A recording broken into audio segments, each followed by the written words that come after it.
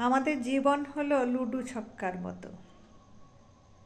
দেখবেন লুডো ছক্কা খেলার সময় আমরা সব সময় চাই ছয় পড়ুক, কিন্তু যদি একও পড়ে তবু আমরা খেলাটা চালিয়ে যাই। ঠিক সেই রকম পরিস্থিতি সব সময় আমাদের মনের মতো হবে না, তবু পরিস্থিতি যাই হোক না কেন সেটাকে মেনে নিয়েই আমাদের সামনে এগিয়ে যেতে হবে।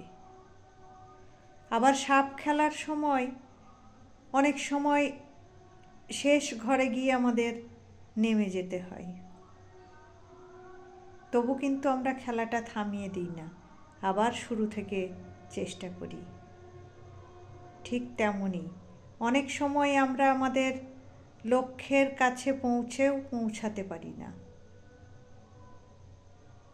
তবু কিন্তু থেমে গেলে চলে না। থামার নাম জীবন নয়, আবার নতুন করে চলাই হলো জীবন।